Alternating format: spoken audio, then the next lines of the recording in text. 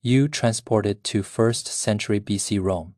No noble privileges, no bloody battlefields, just you, a small porridge stall, and a retired Roman veteran. Good evening, friends. Today, we journey back over 2,000 years to ancient Rome, to live the life of an ordinary street vendor. Here, among the smoke, veiled alleys and the vibrant bustle of daily life, is a dear friend, a retired soldier with a lifetime of stories. Together, we will unlock the most authentic and touching side of Roman plebeian life. May you cast off the exhaustion of your day and immerse yourself in these vivid moments of the past. If you are ready to begin tonight's historical journey, type peaceful years in the comments. Now, let the sound of the bell relax your body as you follow me into the mist and wood smoke of the Roman city-state.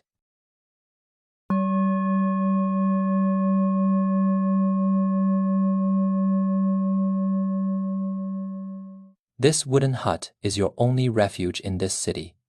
The low roof barely allows you to straighten your back.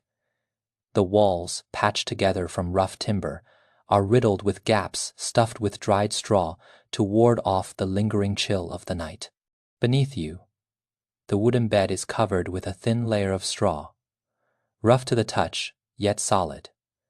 Against your skin is your only garment, a coarse linen tunica. Though the fabric is worn thin and pilling with age, you keep it washed clean and folded neatly. You skillfully pull on your clothes. The coarse linen feels cool in the early morning air, carrying the faint, earthy scent of soapberries, a trace of the common street plants you used to wash it by hand. The furnishings inside are minimalist to the extreme. A small clay stove stands in the corner, flanked by 3 neatly arranged ceramic jars. One holds clear river water. One contains a few scraps of yesterday's dried bread. And the last is empty, waiting for today's porridge ingredients. These few items are your entire worldly wealth. Though your poverty is plain to see, it is enough to sustain a steady, honest life in this sprawling, clamorous city, supported by the sale of warm bowls of bean porridge. You walk to the door. The old wooden hinges let out a long, high-pitched creak, breaking the silence of the old street and awakening the first signs of life in the city.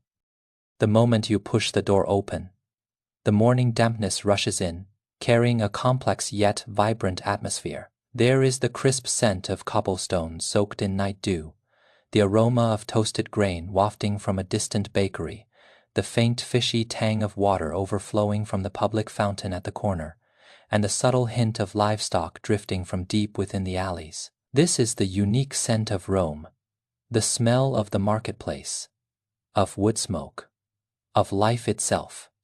Every breath tells you that you are truly standing on a Roman street in the 1st century BC. The bluish-gray cobblestone streets wind through the morning mist. The road surface, polished smooth and warm by time and countless footsteps, still holds the dew in its cracks, cool and slightly tacky beneath your feet, carrying a sense of ancient weight. Not far off, the majestic silhouette of the Roman city walls emerges through the fog. Massive stones, piled layer upon layer, remain steadfast despite centuries of erosion. A silent guardian of the city's order and of every ordinary person like you, struggling to survive yet loving the life they lead. Morning, lad. A warm, steady greeting drifts from down the street, slightly raspy with the morning air yet deeply familiar. You look up to see Marcus pushing his slightly weathered handcart, slowly making his way toward you. He is nearly 60, his hair and beard a tangled shock of frost, white against his face and neck. An old leg wound gives him a slight limp, making every step heavy and deliberate, as if he is measuring the stability of the street with his stride. A retired Roman light infantryman, he is your neighbor and your closest companion in this strange city. His sun-dried stall sits right next to your porridge stand. The dried beans and olives you need for your daily brew are all bartered from him, sometimes for a few copper coins, sometimes for a hot bowl of porridge. You look out for one another, each providing what the other needs. His cart is loaded with bulging linen sacks filled with plump dried beans and shimmering, oily olives, alongside a neat stack of coarse wheat bread, everything you need for today's business. Marcus brings the cart to a steady halt by your stall. He bends slowly to unload the sacks, his movements slow yet practiced and strong. In the morning mist, the scars on his legs are faintly visible, uneven marks left by the battlefield, an eternal record of his journey from the flash of swords to the peace of the marketplace.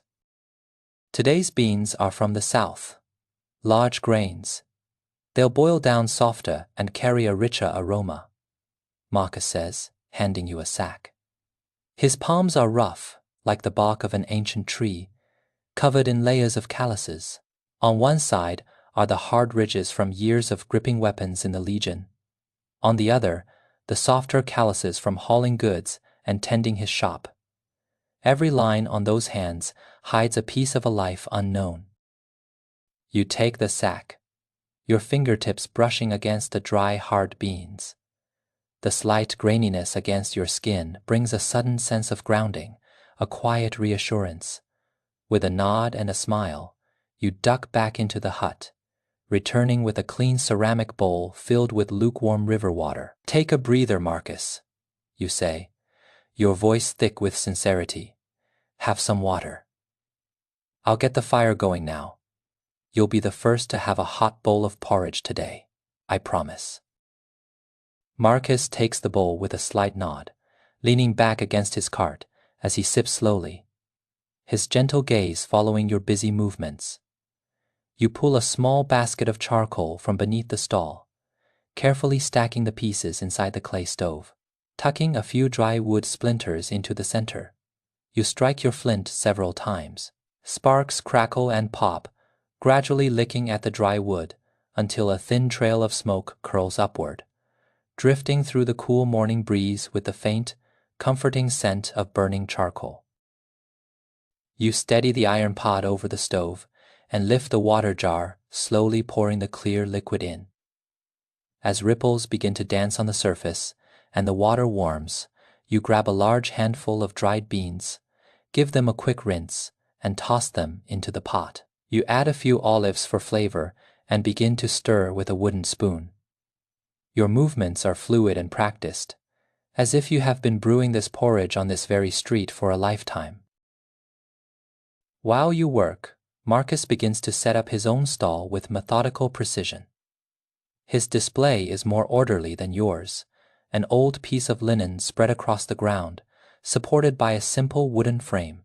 Coarse salt, dried nuts, small ceramic jars, and loaves of rustic wheat bread are arranged in neat rows. In front of the stall sits an old wooden stool, its surface worn smooth and shiny from years of use.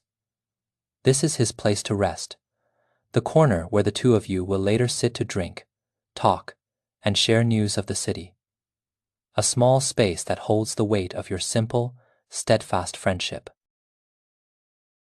The morning mist slowly dissolves as the sun peeks over the city walls. Golden light pierces the clouds, spilling onto the bluish-gray cobblestones and turning the dew into shimmering silver.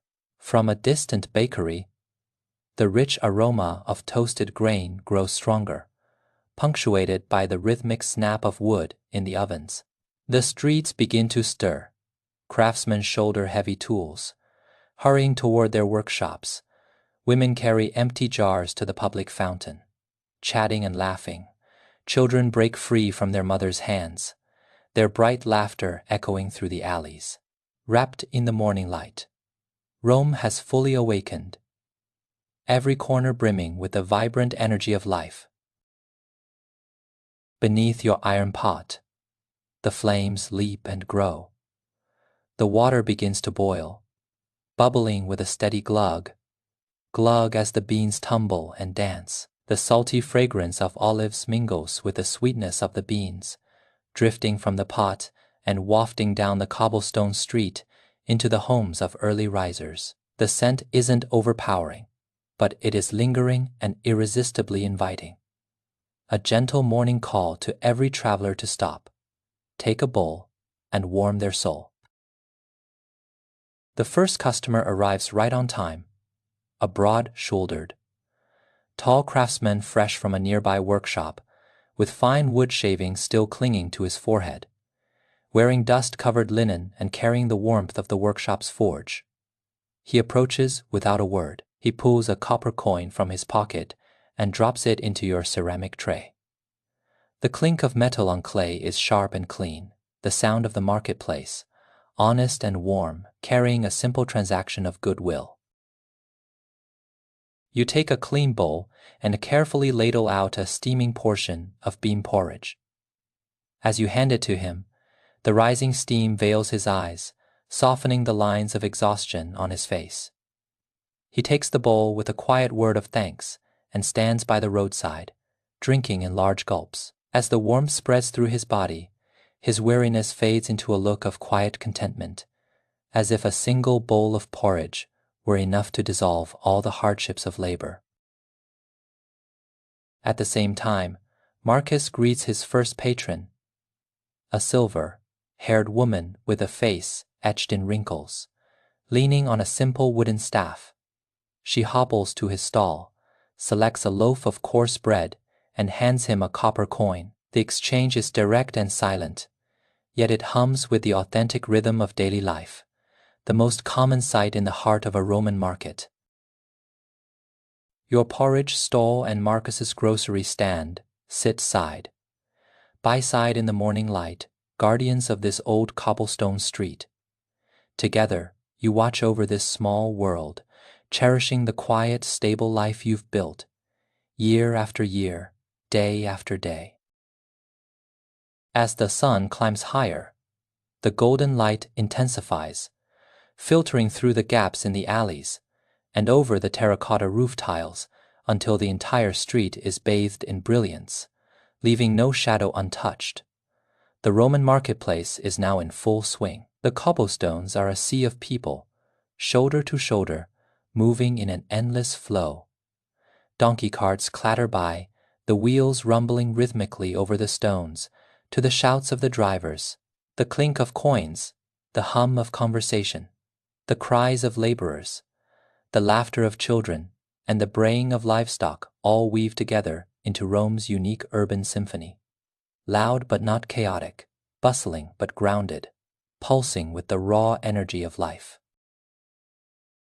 A modest queue begins to form in front of your porridge stall. These are the regulars from the neighborhood, familiar faces who exchange the occasional light-hearted remark. In the line stands a blacksmith just out of the forge, still radiating the searing heat of the coals, his face flecked with iron filings, yet wearing a cheerful expression. Beside him is a woman who has just finished the laundry.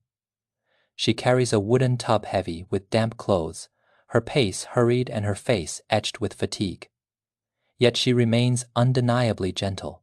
A child clings to his mother's tunic, his round eyes fixed longingly on your iron pot, a trace of drool at the corner of his mouth as he waits in high anticipation. There are even messengers with mail bags slung over their shoulders, hurried and restless from traveling day and night, yet willing to pause their frantic pace for a warm bowl of porridge to thaw their bodies and soothe the exhaustion of the road. You stand before the iron pot, your hands moving with nimble efficiency, brewing, ladling, serving, and collecting coins. The sequence is so practiced, it requires no thought, flowing as naturally as breath. The radiant heat from the stove flushes your cheeks and draws fine beads of sweat across your brow, dampening your hairline. Every so often, you raise your sleeve to wipe your forehead. Your fingertips carry the warmth of the porridge and the very temperature of life itself. In every movement lies a quiet sincerity, a treasuring of this trade, and a deep-seated love for these ordinary days. Marcus remains at his sun-dry stall next door, methodically tending to his own business, while casting frequent glances your way, silently stepping in to lend a hand. When the rush becomes too much, he instinctively looks after your stove, tossing in a handful of charcoal to keep the flames from dying. When you are too busy serving to handle the change, he reaches over to pass a ceramic bowl or help collect the copper coins. His movements so seamless, it feels as though this business were his own. The regulars have long grown accustomed to this rhythm. They buy a bowl of porridge from you, then step over to Marcus's stall for a loaf of coarse bread or a small bag of dried nuts to complete their meal. It is filling, it is honest, and it has gradually become the most common ritual on this street. A warm centerpiece in the mosaic of marketplace life. Steady on, lad. Watch the heat. Marcus calls out, seeing your fingertip accidentally brush the scalding rim of the pot. His voice sharpens with a flash of urgency and the genuine concern of an elder. There is no polite pretense here, only a warmth that hits home. You look back and offer him a faint smile, shaking your head lightly. I am all right, Marcus. After brewing for this long, I've grown used to it. A little heat won't hurt me. He shakes his head helplessly, his eyes full of a protective fondness. From his stall, he picks up a clean ceramic cup and unscrews his polished bronze flask. He pours a measure of watered, down wine, walks over, and presses the cup into your hand, with a tone that brooks no refusal. Take a breath. Have a drink to cut the fatigue and find your voice. Don't just keep working. Your health comes first. You take the cup, its cool surface a stark contrast to your skin. Taking a sip, the wine is crisp and sweet with the mellow aroma of grain. As it slides down your throat, it instantly dispels the fog of exhaustion and the parching heat of the stove. Leaning against the forge for a brief moment of respite, you look out at the flow of people. The faces, strange yet familiar, marked by weariness and contentment. A sense of profound groundedness settles in your heart. This is the life you wanted. Simple, ordinary, and brimming with the breath of humanity. This is the life of a commoner in Rome, busy yet fulfilling, grueling yet stable. There is none of the luxury or ease of the aristocracy, nor the cold steel and shadows of the legion. There is only the work of your own two hands to earn a meal, a small stall to call your own, and the chance to feel the pulse of the city, day after day, year after year. It is plain, yet precious, hard, yet deeply satisfying. Occasionally, a small friction breaks the steady hum of the street. Two young craftsmen begin to argue over their place in the queue. Their voices rise, their tone turns aggressive, and soon they are shoving one another, faces flushed with anger. Passers-by stop to stare and whisper. The once orderly line begins to fray into chaos. You set down your wooden spoon, intending to intervene. But Marcus is already moving. He steps between the two young men. His slight limp does nothing to diminish the undeniable authority he carries. A presence forged through years in the Roman legions. He is steady, firm, and commands an instinctive respect. What's the shouting for? His voice isn't loud, but it has a piercing quality that instantly cuts through the row. Is a moment's wait for a bowl of porridge worth turning red in the face and raising hands against each other? The young men look at him, then at the faint, jagged scars on his legs, and they realize this old man is a veteran of the wars. Their temper vanishes instantly. They lower their heads, their anger replaced by a sudden, awkward guilt. Marcus's tone softens slightly, though it remains stern. The law of Rome is order. The trade of the streets is peace. By brawling like this, you sour your own spirits, break the order of the street, and trouble your neighbors. It isn't worth it. The two craftsmen bow their heads, murmuring apologies. Quietly, they retreat to the very end of the line without another word. A potential street brawl is dissolved by Marcus with effortless ease. No shouting, no harsh rebukes, only a few words of seasoned wisdom. He turns, limps back to his stall, and takes a quiet sip of his wine. His expression is calm, as if nothing had happened, remaining entirely composed and detached. You watch his silhouette, your heart swelling with gratitude and respect. In this sprawling, alien city, you are a stranger with no family and no kin. If not for an elder like Marcus standing by your side, shielding you from the wind and rain, smoothing over conflicts, and helping you carve out this tiny corner of the world, you aren't sure if you could have ever found your footing on these streets. With him there, this small porridge stall is no longer a lonely vigil. With him there, this cold stone city feels a little warmer, a little more like home. You step quickly to his side and murmur, "Thank you, Marcus. I am sorry for the trouble again." He dismisses it with a wave of his hand, his tone flat but his eyes kind. It's a small thing, not worth a thank you. When you make your living on the streets, harmony brings profit, and harmony brings peace. I've walked these stones for many years. I've seen all sorts and lived through it all. A little friction like that, it's nothing. As he speaks, he slowly lifts his head, his gaze drifting toward the distant Roman city walls. A flicker of distant melancholy passes through his eyes, as if he is piercing through the dust of decades to return to an age of iron and blood. I remember when I was stationed on the northern frontier guarding the ramparts. Every day was a dance with a blade. Your life was never your own. You held it in your palm, ready to lose it at any moment. We didn't have the time to squabble over trifles or the spirit to fret over small gains and losses. Life was hard then. In the depths of winter, the snow would be knee-deep, and the stones of the wall were so cold they bit into your bones. We stood watch in heavy armor, staring out at the vast grasslands, terrified of an enemy raid.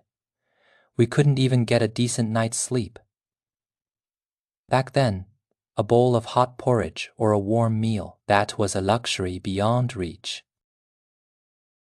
This is the first time Marcus has ever spoken so seriously about his life in the legions. You stand beside him in silence, careful not to break the spell of his words. You watch the map of wrinkles on his face and the hollow yearning in his eyes.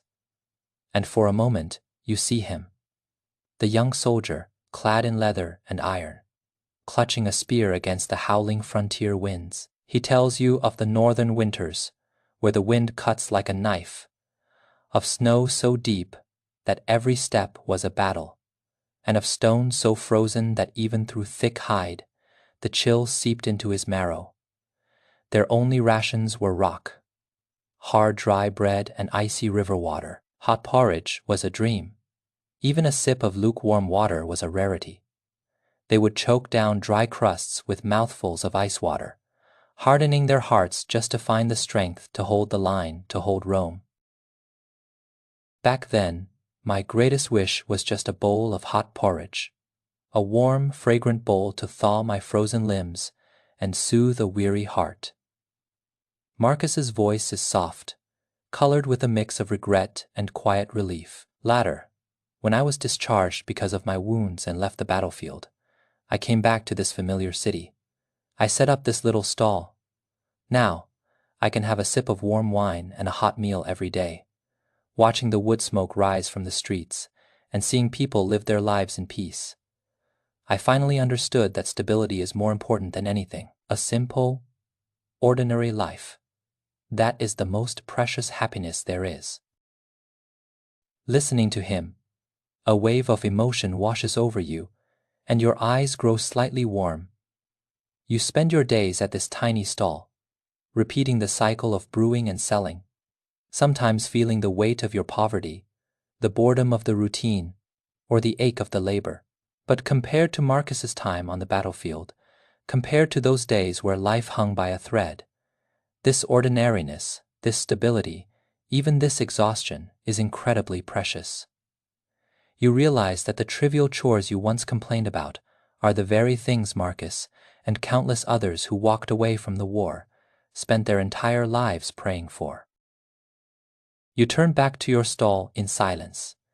You take up the wooden spoon and gently stir the bean porridge in the iron pot.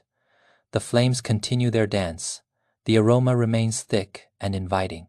You make a silent vow to yourself to brew this porridge well, to run this business with pride, and to cherish these plain, peaceful days. You will hand these warm bowls to every traveler, to every soul in need of comfort. This is your sanctuary, your most meaningful stand.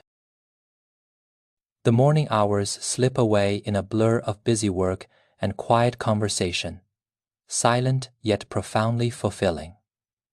The copper coins in the ceramic tray accumulate, one by one, until they form a small heap. When you shift the tray, they let out a crisp, musical chime, the sound of a day's labor, the harvest of your sweat. Within every coin lies your sincerity and the heartbeat of the marketplace.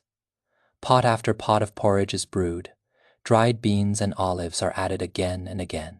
The fragrance never breaks, lingering in the air and drawing in everyone who passes. Business at Marcus's stall is also brisk. Loaves of coarse bread and sacks of salt change hands steadily. On the old wooden stool, an occasional elder stops to rest, chatting with Marcus about neighborhood gossip or the news of the city. Their voices are light, their expressions calm, the very picture of a world at peace. The sun grows fiercer now, its heat becoming a physical weight. The bluish-gray cobblestones are baking, radiating heat against the soles of your feet. The air begins to shimmer with a heavy warmth, mingling with the various scents of the street into a midday haze. The morning in Rome, amidst the swirling smoke and the clamor of the crowds, slowly drifts toward the afternoon, toward a time of lazy, lingering stillness. As afternoon settles over Rome, the sunlight mellows. It is no longer the searing, blinding glare of the morning, but a soft golden warmth that drapes itself over every corner of the city. It glints off the terracotta roof tiles, reflecting a brilliant gilded glow. It spills onto the bluish-gray cobblestones, dispelling the harsh heat and leaving behind a gentle radiance. It touches the people, tender and comforting, coaxing everyone to finally unwind. The cobblestone streets remain warm to the touch, and the air is thick with a heavy, vibrant heat, a tapestry of scents woven together. The lingering aroma of bean porridge, the toasted grain of fresh bread, the rich, savory scent from the butchers, the heady fragrance of spice stalls, and the faint, earthy smell of street dust. Each scent is distinct, yet together they form the unique soul of a Roman afternoon, lazy, vivid, bustling, yet serene. The pace of the pedestrian slows. The midday heat and the surrounding lethargy have worn away the morning's hurry and the noon's restlessness. Someone leans against a mottled stone wall, eyes half closed, catching a moment of shade. Their face is etched with fatigue, yet softened by relief. Another person carries a ceramic jar to the public fountain, using the cool river water to splash their face and arms, washing away the grit and heat of the day to emerge instantly refreshed. Under the shade of a roadside tree, small groups gather to talk and linger, sharing news of the home, gossiping about the city's happenings. Their tone is light, their laughter hearty, as they savor this slice of afternoon leisure, this simple, stable peace. At your stall, business has cooled down. The long queues of the morning have vanished, replaced by the occasional passerby drawn in by the scent of porridge. They buy a bowl, drink it quickly, and move on without the lingering chatter of the earlier hours. Marcus's Sundries stall has also found its quiet moment. No longer rushed, he slowly moves his weathered wooden stool into the shade of a tree. He sits, pulls that polished bronze flask from his tunic, unscrews the cap, and takes a slow, meditative sip of watered down wine. His gaze is detached and lazy, soaking in this rare moment of stillness. "Come over and rest a while, lad. Don't keep yourself busy for nothing. There aren't many customers now anyway." He beckons to you, his voice warm and tinged with a comfortable drowsiness. You nod, resting your wooden spoon against the rim of the pot. Wiping the moisture from your hands, you walk over and take a seat on the stool beside him. Marcus hands you the bronze flask with an easy gesture. "Here, have a sip, cut through the heat and catch your breath. Don't work yourself into the ground." You take the flask and pour a little wine into your ceramic cup. The liquid is crisp and cool. With one sip, the afternoon heat seems to recede, and your body feels lighter. Much of the day's exhaustion simply dissolves. The two of you sit there in the shade, leaning back, quietly watching the bluish-gray street, the flow of people, and the rising wood smoke of the city. Not a word is spoken. Yet, there is no awkwardness, only a profound sense of ease. This is the unspoken understanding of the marketplace, a bond between two ordinary souls. No need for grand speeches or polite small talk. Just the quiet company and the warmth of a simple day are enough. Sunlight filters through the gaps in the leaves, casting dancing patterns of light and shadow across your shoulders. If there is such a thing as the peaceful years, this must be what it looks like. "Look at that temple," Marcus says suddenly, lifting a hand to point toward the distant forum. His voice carries a mix of reverence and calm. "That is the temple of Jupiter, the heart of Rome's faith, the holiest place in the minds of our people." You follow his finger to see a majestic temple standing proud in the center of the square. Its red terracotta roof shimmers brilliantly in the sun, nearly blinding in its splendor. Around the temple, thin curls of incense drift from within, floating into the sky with a faint, lingering fragrance. On the Ides of every month, there are grand sacrifices. The nobles dress in their finest robes and go to pray, seeking the protection of Jupiter Optimus Maximus, for the stability of Rome and the prosperity of their bloodlines. When the rites are over, the nobles sometimes distribute grain. The street vendors and the poor commoners can all go to collect a share. They call it an act of virtue, but we know it's how they win hearts and keep the peace. Your gaze lingers on the temple of Jupiter.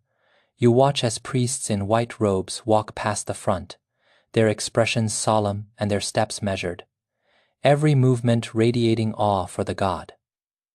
Commoners approach as well, clutching bouquets of fresh flowers with pious expressions. They walk toward the temple step by step, carefully placing their offerings on the altar and whispering silent prayers for safety and stability. You begin to understand that in Rome, a temple is more than a building. It is a symbol of faith and a monument to order. It stands at the heart of the city, guarding the spirit of the people, upholding their beliefs, and maintaining the social strata and rules of ancient Rome.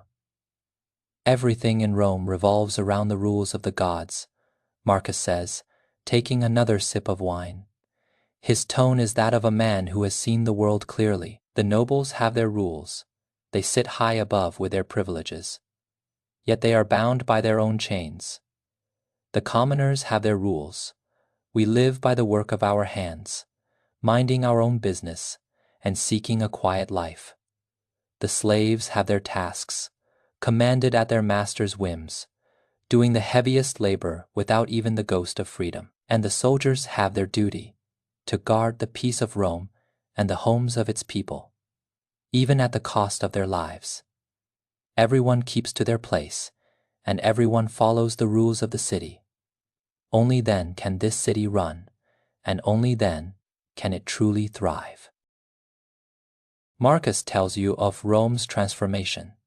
He speaks of a decade ago, when this very street was not yet paved with bluish-gray stone. Back then, the road was a mess of potholes and ruts, turning into a treacherous quagmire of mud whenever it rained. Street vendors had to conduct their business knee-deep in filth, a truly miserable existence. Then, the city-state ordered a complete renovation. Craftsmen worked day and night to lay these smooth interlocking stones, finally giving the street its clean, orderly appearance and making life much easier for those trying to earn a living. He tells you of the guards at the city gates, how they have changed generation after generation, some harsh and demanding, others mild and fair. Yet, all of them stood by the same rigid protocols, searching every soul who entered or exited to ensure no suspicious elements could threaten the city's peace. He even explains the laws of the marketplace. Rome's markets are strictly regulated. Transactions must be fair. Short-changing a customer, price gouging, or passing off inferior goods, as quality items are grave offenses. Market overseers are ruthless. Punishment ranges from the seizure of goods to being permanently banished from the city, never to trade in Rome again. He paints a vivid picture of the Roman social strata. He describes the life of the aristocracy, nobles who live in sprawling, magnificent stone villas with soaring ceilings and exquisite furnishings. They are waited upon by throngs of slaves, never having to lift a finger for a meal or a garment. When they travel, it is in ornate chariots drawn by fine horses, their carriages carved with intricate patterns and draped in curtains of expensive purple silk. Purple is the exclusive color of the elite. A commoner would never dare touch it, lest they face the severest of penalties for breaking the social order. Yet, despite their luxury and fine silks, they are often trapped in the relentless grind of family feuds and power struggles, seldom masters of their own fate. Then he speaks of the slaves, the very bottom of Roman society. They have no freedom, no dignity. Bought and sold like cattle at their master's whims, they perform the most back-breaking labor but rarely see a full meal or a clean tunic. A moment's hesitation brings the lash.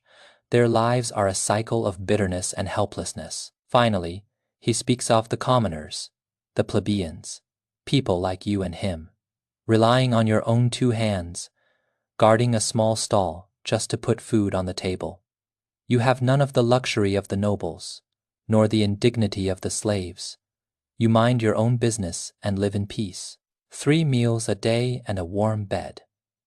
That is the greatest happiness, the ultimate pursuit of a lifetime. Marcus's words are like a key, unlocking the gates of Rome for you and granting you a deeper, more panoramic understanding of this ancient city.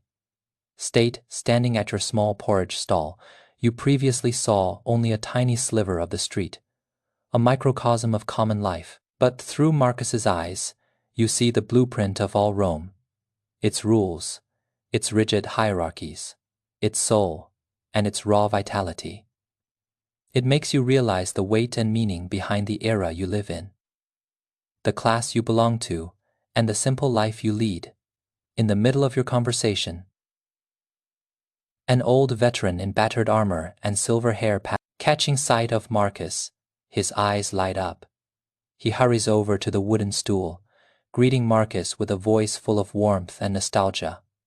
Marcus, it's been too long. You're still the same, I see, tending your stall and living the quiet life. Marcus laughs, the laziness in his eyes replaced by a bright spark. They clasp hands firmly, diving into stories of the legions, comrades they fought beside, the rugged landscapes of the northern frontier, and those days of iron and blood where life and death were shared. Their tone is a mix of longing and somber reflection, but mostly it is relief. Relief that they returned from the front, that they are alive in this familiar city, and that they can trade the chaos of war for the smoke and peace of the marketplace. Marcus pulls you over, introducing you to the old soldier with a touch of pride in his voice. This is the lad. Keeps the porridge stall next to mine. Hardworking, grounded, and brews a fine bowl of porridge, a good kid. The veteran nods at you, a warm smile spreading across his face. Good, good. A young man of promise, on these streets, being able to settle your heart, brew every bowl with care, and live honestly by your own hands. That is the greatest skill of all. Keep at it, lad. A peaceful life is worth more than anything. You thank him sincerely. Your heart filled with a quiet warmth. Under Marcus's wing, you have gradually integrated into the social fabric of this street. You've met more people, veterans like Marcus, local craftsmen, and fellow vendors. They are kind, earthy people who look out for one another. In this massive city of Rome, a single street corner has become a small, tight-knit community. There is little pretense or cold calculation here. Only the most basic goodwill and sincere companionship. You realize that this mutual support is what warms their lives and sustains the ancient pulse of the city itself. The afternoon sun begins its western descent, its light growing softer as the parching heat of midday gives way to a refreshing breeze. Beside the forum, the temple of Jupiter stands even more majestic and sacred in the twilight glow. The wisps of incense still curl upward, as if offering a blessing for the city and every soul within it. Under the shade of a tree, a wandering musician cradles an old lute, singing in a low, melodic voice. The music is deep and lingering, the lyrics full of the wisdom of years. His song weaves into the ambient noise of the market and the hum of conversation, creating a unique urban symphony, tender, moving, and echoing in every corner of the alleyway. You and Marcus sit in the shade, sipping your wine and listening to the music. Watching Rome breathe, you see the wood smoke, the smiles on people's faces, and your heart is filled with an immense sense of calm. This is a Roman afternoon, lazy but not decadent, vivid but not restless, ordinary but never mediocre. Every moment radiates the beauty of a life in repose. Every frame captures the warmth of the marketplace. Every ounce of stability feels like a treasure. Slowly you stand up and walk back to your stall. You pick up the wooden spoon and gently stir the bean porridge. The flames are still dancing. The fragrance is still thick and long-lasting. You know the leisure of the afternoon is coming to an end. The twilight market is about to awaken with a new surge of customers. People finishing their day's labor, looking for a warm bowl of porridge to soothe their weary bodies. You must be ready. As the sun dips toward the horizon, its golden rays grow mellow and elongated, stretching across the bluish-gray cobblestones of Rome. The light spills into every crevice of the city-state, casting long, dappled shadows that dance in the twilight. This interplay of light and dark softens the ancient city, painting it with a layer of tranquility and poetic beauty. In the distance, the silhouette of the Roman city walls begins to blur against the fading sky, yet they remain as imposing and steadfast as ever. The incense from the temple of Jupiter drifts further in the evening air, its lingering scent telling the story of a city that has weathered 1,000 years of history. The square begins to fill as people finish their labor. They drag their weary bodies toward home. Their steps hurried, their faces carry the exhaustion of the day. Yet, there is a flicker of contentment, the knowledge that they can finally return to their small hearths, share a hot meal, and find rest. This is twilight in Rome, the most tender and vivid hour of the day. It is the bridge between clamor and silence, the transition from toil to leisure. It marks the end of labor and the beginning of warmth. Every frame is thick with the scent of wood smoke, and every moment reveals the beauty of an ordinary life. A small evening rush arrives at your porridge stall. These are the common folk who have just laid down their tools, craftsmen emerging from the workshops, still radiating the heat of the forge, farmers returning from the fields, their clothes caked in dry earth and their gait unsteady, and slaves who have finished their cleaning duties, their faces a mask of numbness and fatigue, yet unable to hide their longing for a hot meal. They approach slowly, pulling a few copper coins from their pockets, seeking nothing more than a warm bowl of porridge to soothe their aching limbs and dissolve the day's hardships. You remain nimble, ladling, serving, and collecting coins, but your movements have lost the frantic pace of the morning. In its place is the gentleness and patience of the evening. Every bowl is filled to the brim, and every gesture is an act of quiet kindness, using a simple meal to warm a weary soul. Nearby, Marcus is methodically packing up his sundry's stall. He organizes the remaining goods with care, placing them onto his wooden racks and loading them onto his small handcart. His movements are slow but deliberate. Every item is tucked away in its proper place, leaving no room for clutter. There isn't a trace of impatience on his face. He remains composed and serene, as if the act of closing shop were a ritual to be enjoyed, an essential part of a life well lived. Twilight Rome unfolds before you like a living fresco, each person and scene vibrating with raw authenticity. Standing by your iron pot, you stir the porridge with a calm gaze, observing it all. You feel the pulse of the city, the invisible hand of its order, and the joys and sorrows of the common people who call it home. The evening patrol begins. Soldiers in polished bronze armor march down the street, clutching sharp spears with upright postures and a rhythmic, unified stride. Their armor catches the last rays of the setting sun, flashing with a brilliant golden glint that commands the eye. Their footsteps are heavy and sure, echoing with the weight of responsibility and the mission to protect. To the commoners watching from the shadows, this sound brings a sense of security. Every step seems to reinforce the stability of the city, state, and the safety of its people. Those are the urban cohorts, not like the light infantry I served with, Marcus says softly. He has finished packing and now stands beside you, following your gaze toward the patrolling soldiers. His voice carries a hint of nostalgia mixed with quiet reflection. When I served, we were the Velites, the light troops. We were out there on the frontiers, in the thick of the iron and blood, where your life hung by a thread every single day. We faced the fury of the enemy and the brutal chill of the borderlands. But these men, they only guard the city. They don't have to face the carnage of the battlefield. Their life is much better than ours was. They stay within the walls, patrolling the streets to keep the peace. That is their war. He points toward the soldiers, explaining the details with a practiced eye.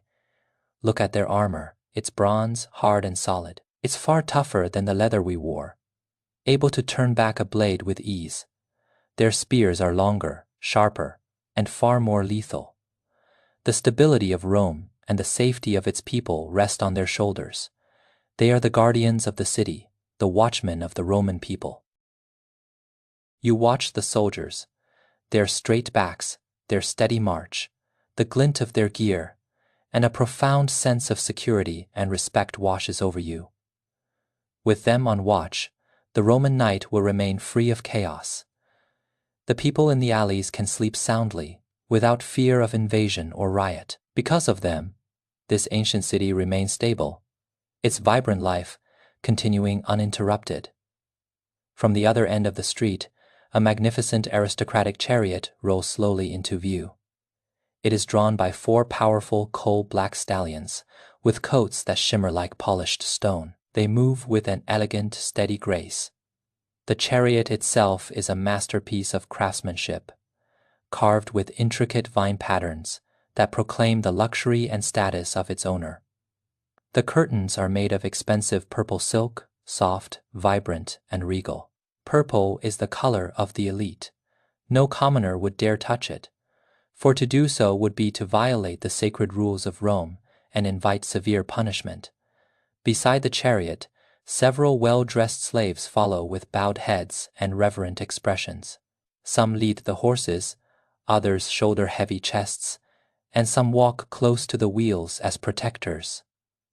They move with a hurried, careful pace, not daring a moment of hesitation or a single overstep. Every movement is a study in humility and servitude.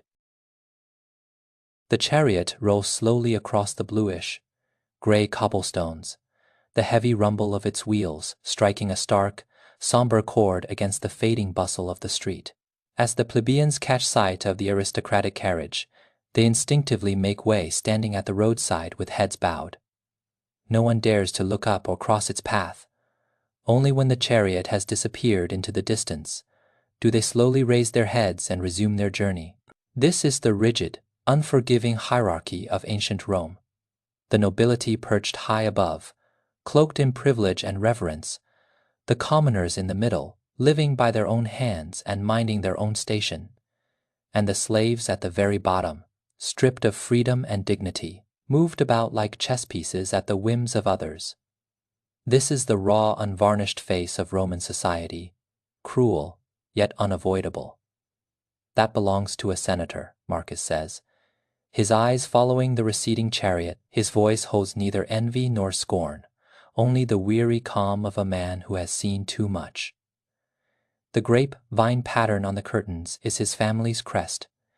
In Rome, one look at that motif tells you exactly who they are. Their lives look brilliant from the outside, luxurious and easy.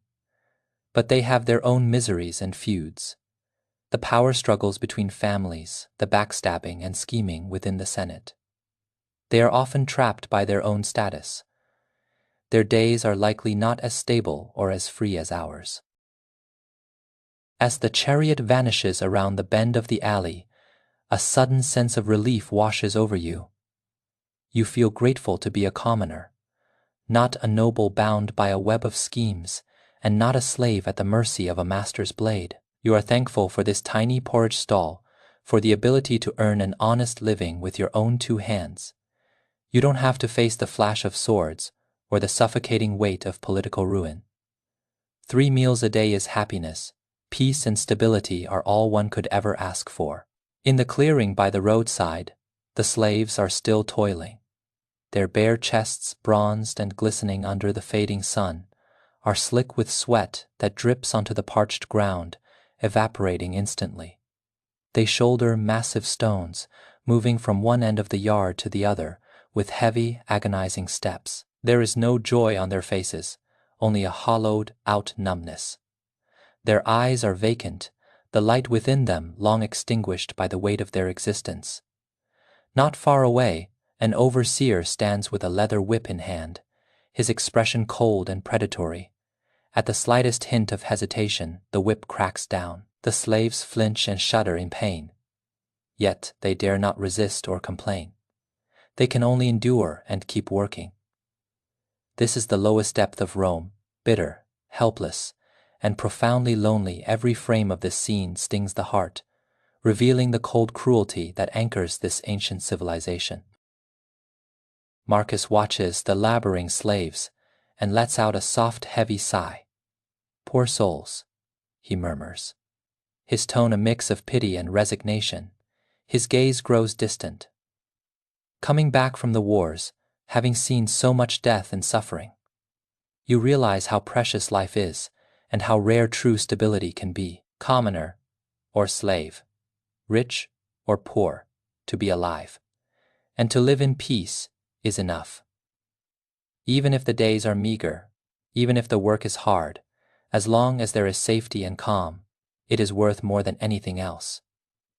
The sun finally sinks behind the city walls, leaving only a faint orange halo draped over Rome. The sky deepens from pale blue to a rich sapphire, before finally bleeding into ink.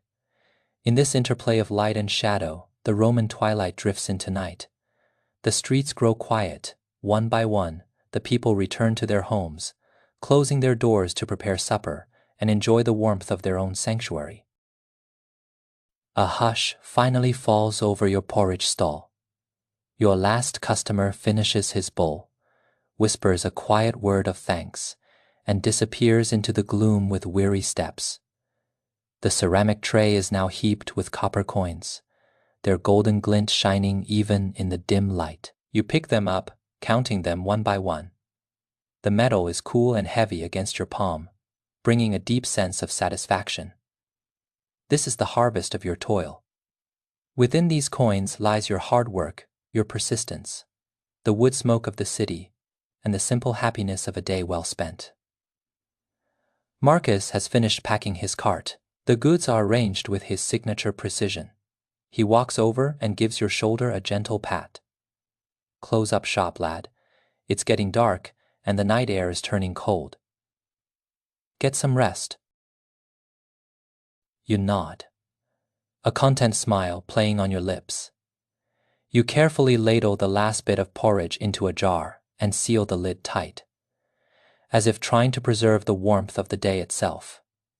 You extinguish the stove, tucking the remaining charcoal into a clay basin for tomorrow. Marcus stays by your side, silently helping you lift the heavy jars and move the wooden racks back into your small hut. The two of you move in a natural, wordless harmony, an unspoken bond of kindness and mutual support. The last smudge of orange light vanishes. Darkness fully embraces Rome. Stars begin to flicker in the velvet sky like distant, watchful eyes guarding the ancient city.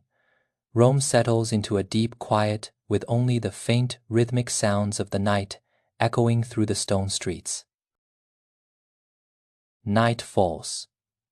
The ink-black sky descends like a vast curtain, slowly draping itself over the entirety of Rome.